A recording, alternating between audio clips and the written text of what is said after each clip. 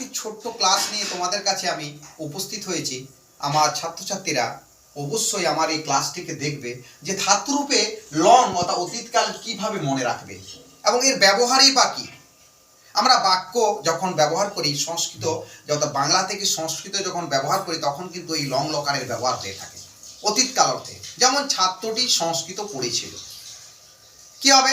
ছাত্র সংস্কৃতম অপঠৎ, পঠধাতু থেকে অতীতকালে। এখন এই অতীতকালে লংয়ের যে রূপগুলো আমি কিভাবে পরীক্ষায় মনে রাখবো সেটা তোমাদের কাছে আমি এই ক্লাসে আজকে বোঝাবো। দেখো এখানে সূত্রটা প্রথমে আমি বোর্ডে লিখেছি যে প্রথম পুরুষে কি রয়েছে এক বচনে দ তাম অন, মধ্যম পুরুষে কি রয়েছে স তম ত, উত্তম পুরুষে কি রয়েছে অম ব ম। এখন এই সূত্র যে বোর্ডে যে সূত্রটা আছে এই সূত্র দিয়ে আমি কিভাবে যে কোনো লং ধাতুরূপে যে কোনো লং কিভাবে আমি পরীক্ষাতে লিখবো খাতায় এবং কিভাবে আমি এর ব্যবহারটা শিখে যাব, এটার জন্য কোনো মুখস্থ করার প্রয়োজন নেই যদি তুমি এই সূত্রটা মনে রাখতে পারো। দতামন স্বতন্ত্র অম্বম।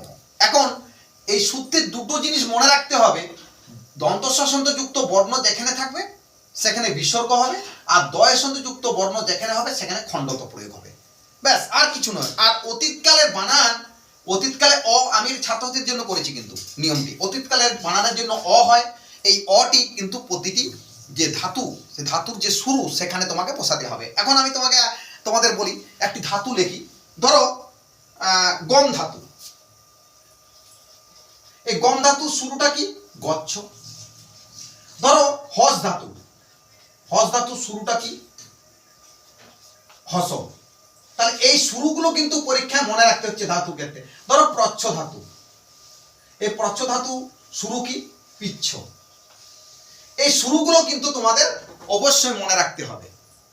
কিভাবে মনে রাখতে হবে যে শুরুটা মনে রাখতে হবে কিভাবে, গম ধাতু যেমন বললাম গচ্ছ, হস ধাতু হস, প্রচ্ছ ধাতু পিচ্ছ, এভাবে কিন্তু আমাদের শুরুগুলোকে মনে রাখতে হবে। দেখো দ তাম অন, দেখো আমি হস ধাতু কি বোঝাচ্ছি।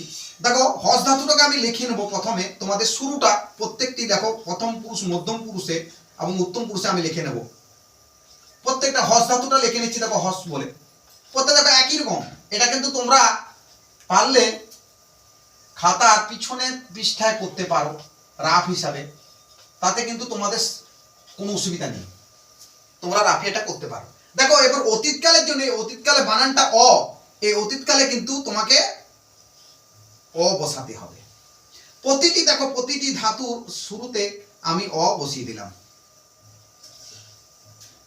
দেখো প্রতিটি ধাতু শুরু হলে অহস করে সব দেখো অহস হচ্ছে, অহস অহস, প্রত্যেকটি দেখো একই রকম লাগছে অহস। এরপর আমি এই যে ধাতুরূপে যে সূত্রটা দ তামন স্বতন্ত্র অম্বম, এই সূত্রটা আমি কিন্তু প্রয়োগ করবো। আমি সূত্রটা তোমাদের বোঝানোর জন্য আমি ব্র্যাকেট ক্লোজ করে দিচ্ছি। দেখো ব্র্যাকেট ক্লোজ করে দিলাম কেন, যাতে অতি সহজে তোমরা এই ধাতুরূপের সূত্রটা প্রয়োগটা বুঝতে পারো। তাহলে এত দূর পর্যন্ত নিশ্চয়ই বোঝা গেছে যে ধাতুর যে শুরু, যেমন গম ধাতুর ক্ষেত্রে গচ্ছ, হস ধাতুর ক্ষেত্রে হস, এটা আমাদের লট রূপের ক্ষেত্রেও মনে রাখতে হবে। আমরা যখন লট লোকারের প্রয়োগ শিখেছি তিতসন্তি শীতস্থ মিবসমস, এই ধাতু দিয়ে আমরা শিখেছি প্রথমে শুরুটা, যেমন হস ধাতু হসতি হসতহ হসন্তি, হসসি হসতহ হসত, হসামি হসাবহ হসাম। তাহলে আমরা কিন্তু এই প্রতি ক্ষেত্রে কিন্তু আমাদের শুরুটা মনে রাখতে হচ্ছে ধাতু। লিটের ক্ষেত্রেও কিন্তু যে শুরু তার তোমাদের মনে রাখতে হবে। তাহলে দেখো দয় আসন্ত যুক্ত বর্ণ কি বলেছিলাম খণ্ডত, এই খণ্ডটি বসিয়ে দেবো এখানে। তাহলে কি হলো অহসত। এবার তোকে কি বলেছি তাম, অহসতাম বসে গেল।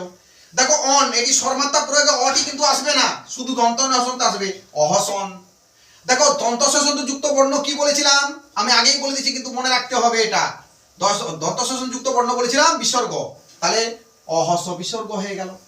এবার কি বসবে তম, অহস তম, ত আছে ত বসে যাবে অহস ত। আবার দেখো অম, অয়ের কিন্তু অ আসবে না সর্মাত্রা প্রয়োগে, অম অহসম। এইখানে দেখো লটের ক্ষেত্রে আমাদের আকারের আগমন হয়েছিল, এটি অবশ্যই মাথায় কিন্তু মনে রাখবে যে লটের ক্ষেত্রে উত্তম পুরুষে যেমন আমাদের মনে ছিল যেমন হসামি, হসাবহ, হসামহ আকারে আগমন ঘটেছিল, ঠিক তেমনি এখানে কিন্তু শুধু ব বসবে না, তার সঙ্গে একটি আকার আসবে, এটি মনে রাখতে হবে। অহসাব, অহসাম। দেখো কি সুন্দরভাবে এই লং লকারের প্রয়োগ তোমরা শিখে ফেললে। দেখো আমি যদি বলি প্রচ্ছ দিয়ে, অতি সহজ প্রচ্ছ করে সব লিখে নেবে। অপ্রচ্ছদ, না সরি, প্রচ্ছ ধাতু স্টার্টিং রূপ কি পিচ্ছ, তাহলে কি অপিচ্ছদ, অপিচ্ছতাম, অপিচ্ছন, অপিচ্ছ, অপিচ্ছতম, অপিচ্ছত, অপিচ্ছম, অপিচ্ছাব, অপিচ্ছাম। গম ধাতু গচ্ছ, অগচ্ছত, অগচ্ছতাম, অগচ্ছন, অগচ্ছ, অগচ্ছতম, অগচ্ছত, অগচ্ছম, অগচ্ছাব, অগচ্ছাম।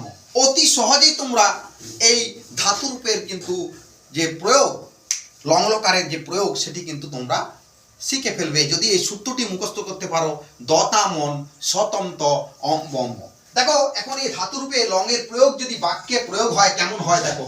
ধরো ছাত্রটি সংস্কৃত পড়েছিল, সংস্কৃত পড়েছিল,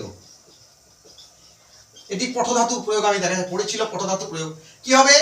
অকারান্ত পুল্লিঙ্গ শব্দ ছাত্র, ছাত্র সংস্কৃতম, কি বা কাকে দিয়ে প্রশ্ন করলে কর্মকারক হয়, তাহলে কি হবে? সংস্কৃতম। পড়েছিল অতীতকালের প্রয়োগ, কর্তা নিজে ক্রিয়াপদ হবে, ছাত্র একবচন আছে, তাহলে কি হবে? ক্রিয়া একবচন হবে, অপঠৎ। দেখো অতীতকালের প্রয়োগ একটা বাক্যে দেখালাম আমি, ছাত্র সংস্কৃতম অপঠৎ, ছাত্রটি সংস্কৃত পড়েছিল।